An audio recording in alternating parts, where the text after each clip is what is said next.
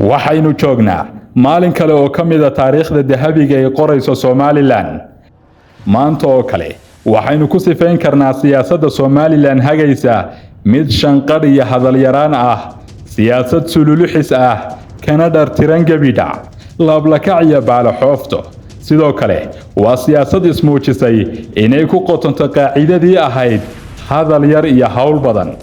madaxweynaha Somaliland ayaa si buuxda uga soo muuqday madasha Davos ee Switzerland ee ay ku kulmayeen maalqabeennadii jeebabweynta dunidu. kasoo muuqasho kaliya ma aha waxa uu ka dhigay wacdaro siyaasadeed, waana kolkii uu halkaasi kulamo foolka fool ah kula yeeshay madaxweynaha Israa'iil iyo wiilka qaabilsan dhaqaalaha dunida ee Eric Trump ee uu dhalay madaxweyne Donald Trump ka Mareykan. waxa uu kulamadaas madaxweyne cirra ku gaday siyaasadda, qadiyadda iyo hayaanka dawladnimada madaxa bannaan ee Somaliland. tan macnaheedu waa in Somaliland ay qaaday jidkii dhaqaalaha maadaama wiilka uu dhalay Trump ee uu la kulmay madaxweyne cirra yahay ninka qaabilsan waxna ka haga dhaqaalaha dunida.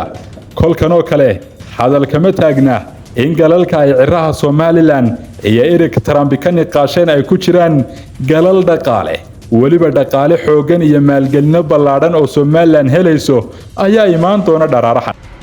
madaxweyne cirro hadal uu ka jeediyay madal casho ah oo ay ku dhannaayeen jeebabweynta dunida hagta iyo jaangooyayaasha siyaasadaha dunidu, waxa uu ku nuuxnuuxsaday si waafi ahna u gaday dowladnimada Somaliland, madax bannaanideeda iyo qarannimadeeda, muhiimadeeda juquraafiyadeed, yoolasheeda iyo hayaankeeda mustaqbalka ku dhisan rabitaanka qarannimo buuxda ee riyada reer Somaliland ah. waxa uu madashaas ka yidhi madaxweyne cirro: I want to thank the Davos launch team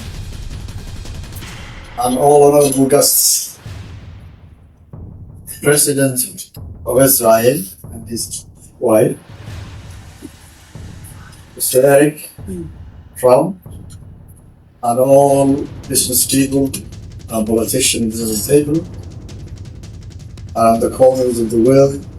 habeen wanaagsan dhammaantiin. waxaan u mahadnaqayaa kooxda Davos Launch, madaxweynaha Israa'iil iyo Mr. Eric Trump iyo dhammaan tujaarta iyo siyaasiyiinta halkan ku sugan. sharaf ay ii tahay inaan joogo madashan iyo miiskan caalamiga ah. Somaliland is the newest country in the world. Somaliland waa dal cusub oo waa kii ugu dambeeyay ee ku soo biira dalalka caalamka. waxaana taasi ku timi oo aan uga mahadnaqayaa go'aankii geesinimada lahaa ee uu qaatay ra'iisul wasaaraha Israa'iil oo ka garaabay dalabka dawladnimada ay doonaysay Somaliland. intiina aan xog ka haynin xaqiiqada Somaliland aan macluumaad idinka siiyo. Somaliland waxay xorriyadda ka qaadatay boqortooyada Ingiriiska 1960kii. xilligaas Somaliland ay heshay madax bannaanideeda. Soomaaliya xor ma ahayn. hase ahaatee 5 maalmood kadib ayay xor noqdeen. sidaas awgeed waxaa xaqiiq ah in Somaliland ay ahayd dawladdii dhashay dawladnimadii Soomaaliya. Somaliland waxaa go'aankeedu ahaa isla markaasina ay doonaysay riyadii ahayd in la helo Soomaali weyn ama Soomaalida Geeska Afrika oo dhan inay midoobaan oo dawlad quraata ay wada yeeshaan iyadoo aan shuruud lagu xidhin. And the Great Somalia at that time was 5 parties. Djibouti was part of that. Soomaali weyn haddii aan idiin sharaxo waxay kala ahaayeen 5 qaybood. qayb waa Djibouti oo ka mid ahayd Soomaalida weyn ee la baadi goobayo. qayb kalena Muqdisho oo ahayd Italian Somalia. Somalilandna waxay ahayd British Somaliland iyo qaybaha Soomaalida ama deegaanada Soomaalida ee raacsan dalalka Itoobiya iyo Kenya oo iyaguna qayb ka ahaa Soomaalida weyn ee la doonayay la isu keeno. Again, Somaliland reclaimed its independence on 1991. si kastaba ha noqotee mar kale ayay Somaliland waxa ay la soo laabatay madax bannaanida dawladdeedii 1991kii May, iyadoo uu dhacay dagaal sokeeye oo lagu riiqmay oo dawladdii Soomaaliya ay ku xasuuqday 200,000 oo qof oo ka mid ah shacabka Somaliland. waxaana xusid mudan in danjiraha Israa'iil u fadhiya qaramada midoobay uu arrintaasi shacabka Somaliland loo geystay uu ka sheegay golaha ammaanka ee qaramada midoobay. waanan uga mahad celinayaa safiirka iyo dawladdiisaba inay arrintaasi ka hadleen. Somaliland for 34 years has been a stable democratic, peaceful, ready for business for 34 years.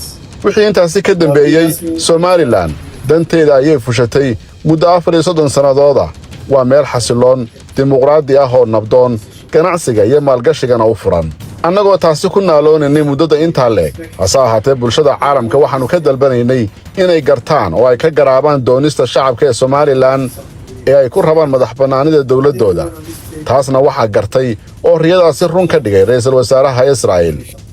Expect that everyone on this table will support the recognition of Somaliland.